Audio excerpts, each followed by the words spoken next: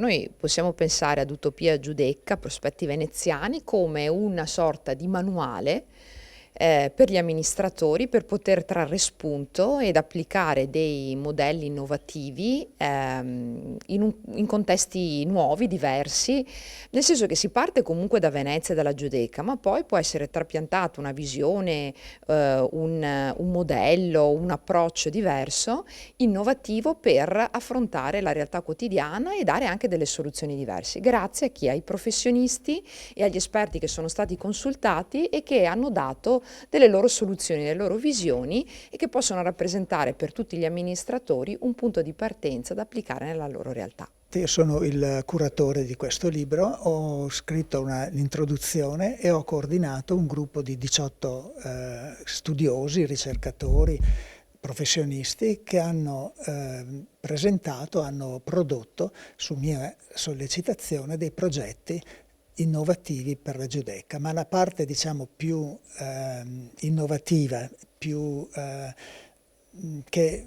forse non si trova in altri volumi, in altri studi, è il fatto di averli messi insieme e avere creato una utopia unica. Il valore aggiunto è il coordinamento dei vari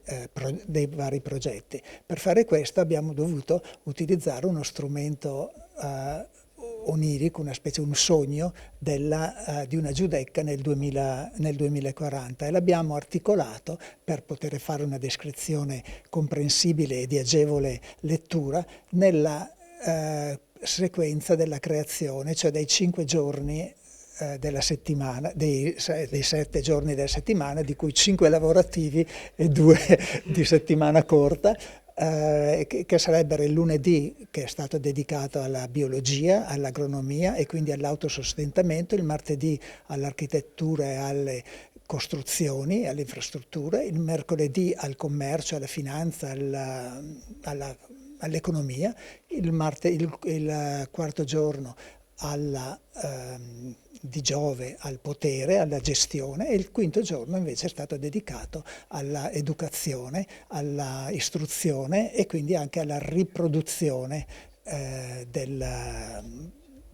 modello e della città utopica. Fare una collana non è come fare un volume, è un progetto a più lunga scadenza che si articola e anche si trasforma, perché si incontrano persone, le persone portano delle idee e poi il contesto, visto che noi ci occupiamo della città metropolitana di Venezia, cambia. E da quando siamo nati alla fine del 2019 ad oggi il contesto è cambiato in maniera significativa. La collana l'abbiamo fondata perché, e continuiamo ad editare, perché pensiamo sia utile in un momento particolare della città e della società veneziana. Noi pensiamo che si è conclusa l'epoca che abbiamo chiamato della salvaguardia, in cui tutte le energie, non soltanto locali ma anche nazionali e internazionali, erano concentrate a salvaguardare la città, e con il Mose e con le enormi opere che sono state fatte negli ultimi 20 anni la città è stata posta in salvaguardia. La città ora ha bisogno di un nuovo grande progetto condiviso, perché soltanto in un progetto condiviso i singoli cittadini, le istituzioni si ritrovano, si danno forza l'un l'altro e noi lavoriamo